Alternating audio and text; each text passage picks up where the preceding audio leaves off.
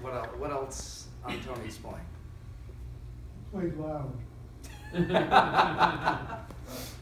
Okay, yeah. Well, no, I wouldn't necessarily say that. I would say he played with an enormous dynamic range. And like the thing with the gliss, the range would not only be throughout a whole song, which, when we're teaching students, we say, try to throughout the song have an overall big dynamic range. But he would do that within 3 notes. And that's why he was such a dramatic player. I mean, we would all say he was a very dramatic player. He liked the big sound, like you were saying, orchestra, but he also combined that with the 3-bass a lot. He played some 3-bass. He would do C major and then the G along with it. He played 3 chords. Yeah. 3. I see. Yes. That's how he got the bigger sound. Yes. Yes. So he when he would play a C major, he would like to play G with it. right. Which I think some music people would be kind of against because it's too much low end. But on the accordion, depending on the patch you're on, I mean that sounds fine here.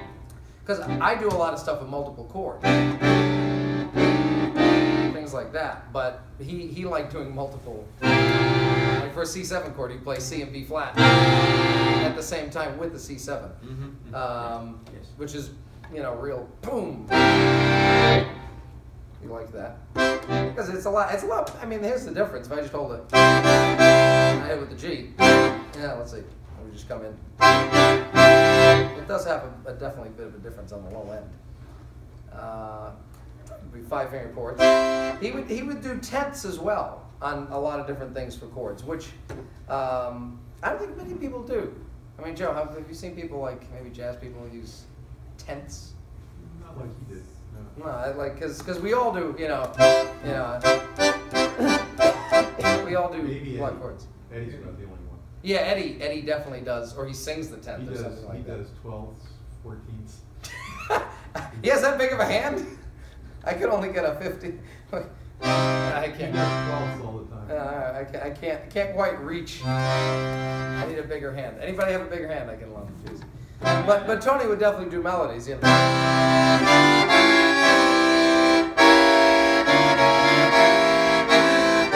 Because the orchestra would do something like that. The orchestra could be obviously wider. We have to figure with our limitations of the accordion. There's not many limitations, but the right hand stretch is definitely one of them. You can't voice chords. So there's that. What else? Yeah? When you were learning, he's the only one aside from that gal on Lawrence Welk that played. Joanne Castle? Joanne Castle. She never looked at her keyboard. No, she didn't. Tony never looked at his, but most other people occasionally look at it. Yeah. When you learned, did you always occasionally look at your keyboard? Yeah, no, I was never really taught not to, but I could tell early on that it was kind of a sign of. Yeah, I mean, but just it looked weak. It looked like, oh, I need to look. I mean, guitarists look a ton, violinists look a ton, so we can look. I spent like a 2-year period when I was 20, 21, where I was like, I'm going to try to not look. I don't care how many mistakes I'm making, I'm going to try to not look.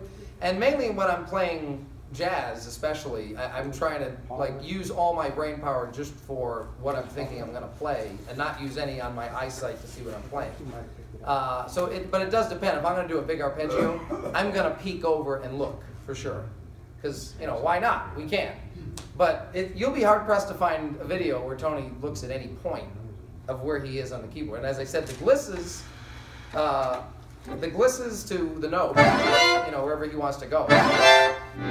And also the just attack. There's part of this video at the end. He does Kumana. Does anybody know Kumana? Anybody know that one? Yes. Yeah. Okay. So he would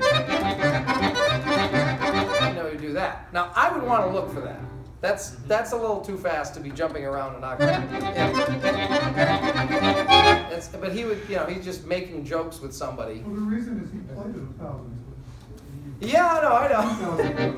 But still, there's a little bit of if you're 2 millimeters off, you're gonna do that. So it's impressive, And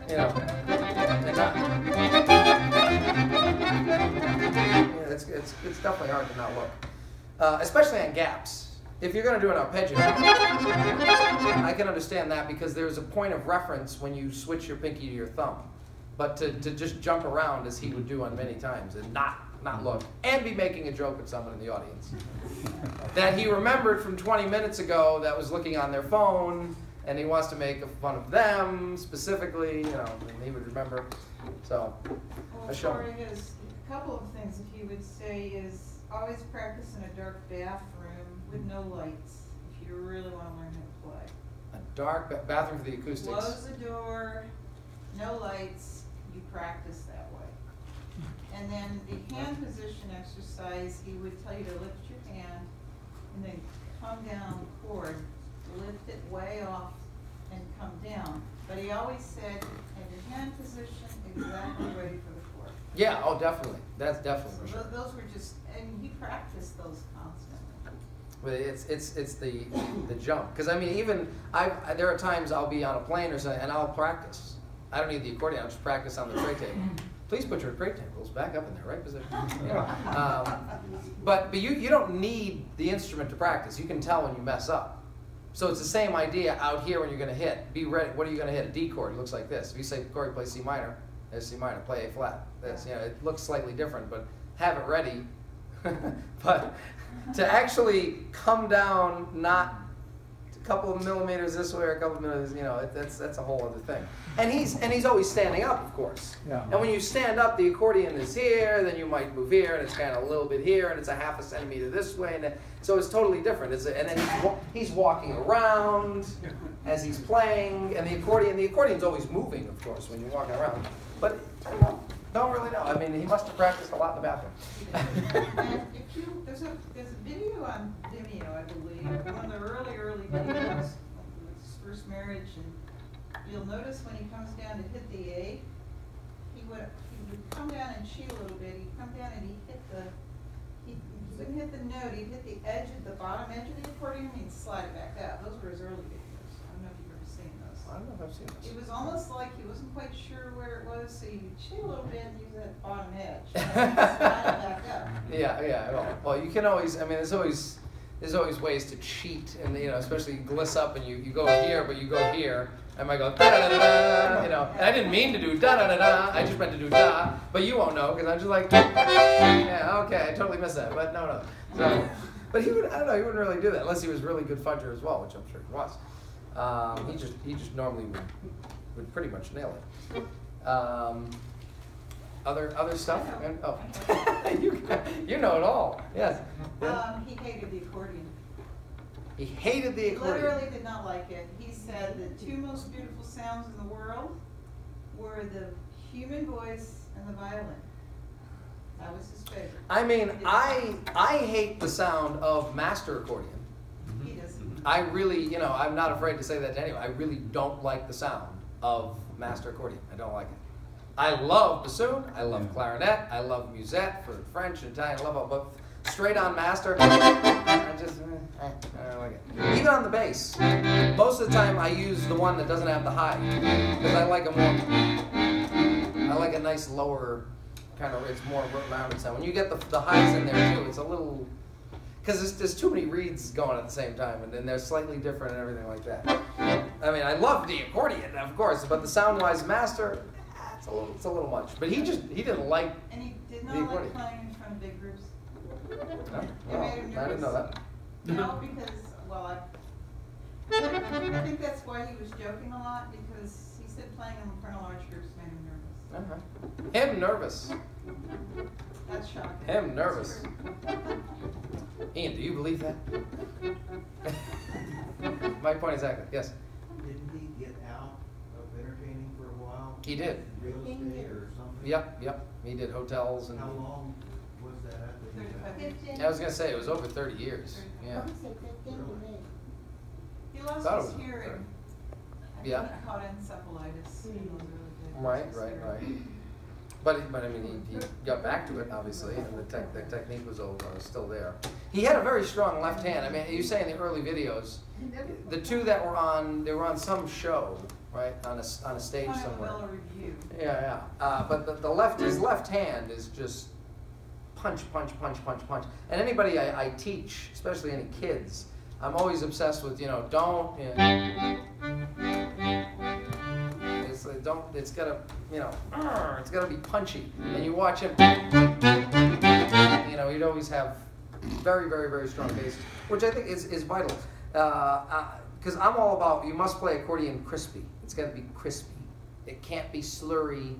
It's gotta be very, very crispy. It's like Angelo DePippo calls it like a machine gun. You gotta sound like a machine gun. Because the accordion can sound very, unless it's all, and he always played very, very, very crispy. All the notes are snap.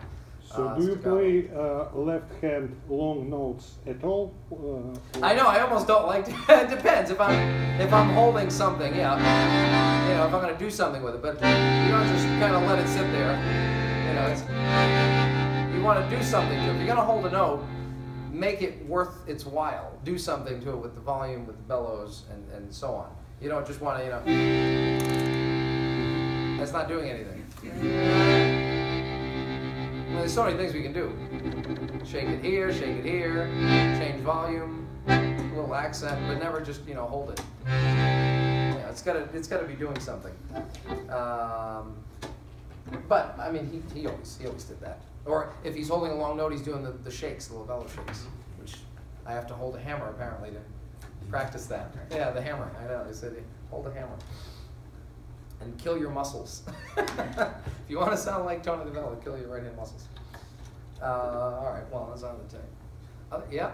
When he's shaking his right hand, is he actually creating a sound by shaking the keys, or is that his hand shaking, moving the whole accordion and shaking the bellows? Well, I'm trying to delineate between the two. They sound the same. He's holding the cord. Well, yeah, he's shaking. I mean, he's shaking. Shaking it. The accordion is the thing is shaking. That's why you're getting that sound. But it's because he's shaking the whole accordion. I mean, you're not getting that vibrato by just moving your hand on those keys. No.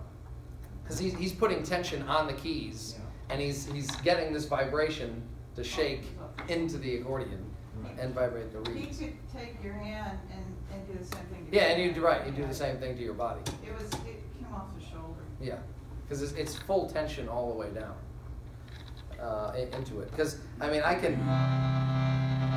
because if I do this,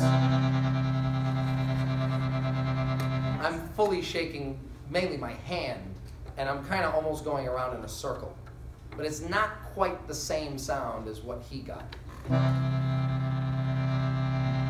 And I'm almost pushing kind of in. I'm almost making circles, like pushing into the keyboard. But his was a faster. It sounded actually faster. It was like that fast. And that's why I was like, wow, how's he getting that sound? Because people didn't do that. Let's see. Someone like that on the left. Maybe not. I have other questions. Is there anybody who knows how he learned it? How he learned it? Who taught him? He taught himself. I think most of these I think he taught himself. These things done, if you go to Europe, I once sat through a graduation of accordion in Latvia. I was astonished to hear the way some of those people are playing what they do on the accordion more than most in the United States. I just wonder if there might be some people who are doing also in these accordion schools in Europe. I mean, it's tough to say the fact that like most of these things I show in the video, and just like the ones I wrote down to go over today, they're more used when you're playing popular music / you're improvising and making up your own arrangements. A lot of these techniques you wouldn't see at a coupe mondiale, mainly because when you're writing a composition that's more classically based, you wouldn't really have that. Well, I think it's really a shame that this gets lost. He does have a video of doing the bell shape, but it's such a shame that it's really gone. It should be some place where it's preserved and teaching to the rest of us. Well, no, I mean it is, because I mean, all of us know about it. I've studied it, and I knew him really well.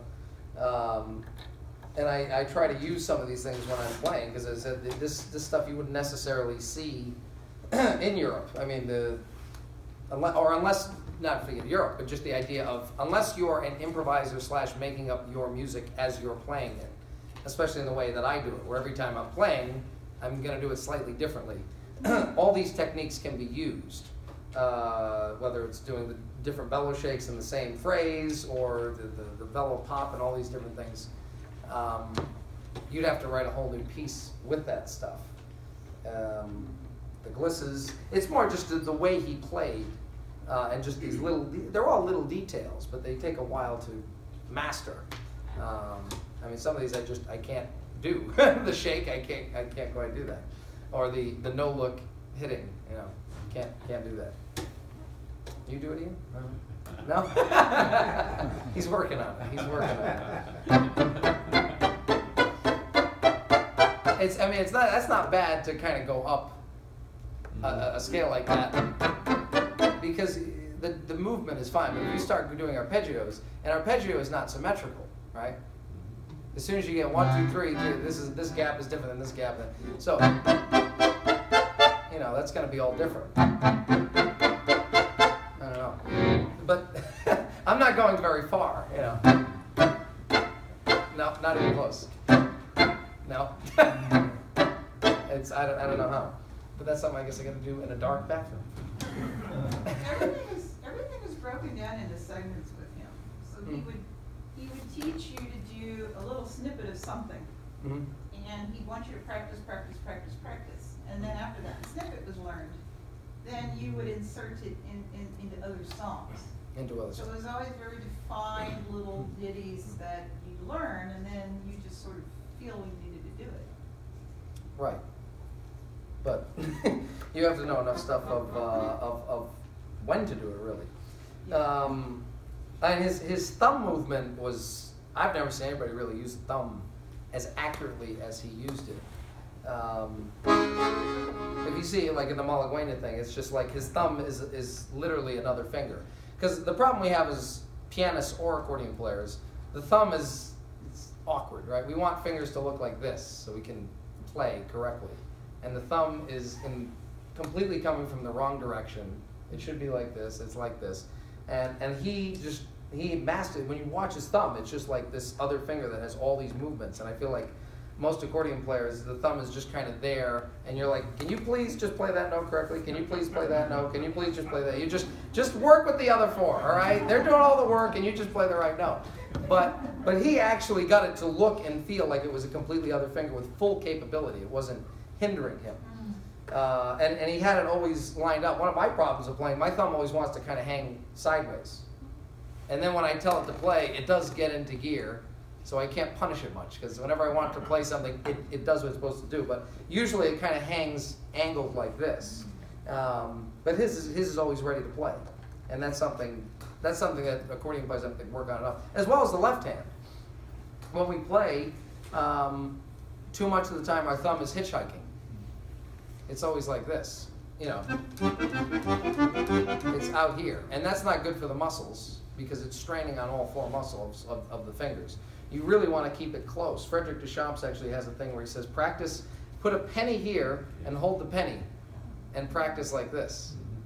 Which is hard, because I spend 75% of my mental energy saying, don't drop the penny, you know. But it's very hard. But that will keep your thumb from doing this. And it's kind of the same on this hand. You want your thumb to be like this, not like this, but like this. And because that's more strain as well. I don't know. He has perfect armed position right there. That's good. Too many accordion players are like this. Their arm is back here. Not good. Should be out here. It should be like this, like straight out, so that's straight. But most of us, you can relax it a bit to here. But if you see like Coupe Mondial players, you say in Europe, especially French and Russian players, and they are like, it is straight, and there's no movement here, because that's the best technique, is to keep around like this.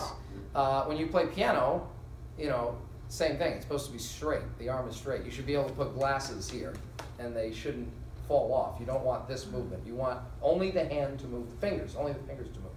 and nothing else. And it's the same here. There shouldn't be this, there shouldn't be this, you know. I don't know what that is, that's not good. It's just no movement with the hands, just the fingers. But you know, he does that. You can look at his arm. His arm is here. Yes.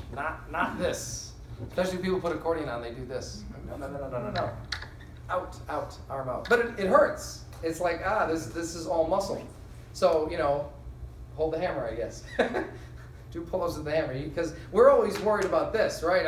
We got a nice left arm because we play accordion. You need the strength here, too, to hold your arm out for better technique. You don't want it to, because if you tire too much, and then it starts, of course, it starts doing this, and then eventually it's back here, and now your hand is not playing right. I noticed that when I did the Guinness record. By 16 hours into it, my arm was gone. And I was, you know, playing kind of like this, and my technique was crap. I sounded terrible because my arm was back here, because I couldn't hold it out anymore until we put ice packs on it. But that's all of it. So I look like a pitcher. But yeah, you want it out here. Yeah, he's got that there. We still can't get that mic though, right?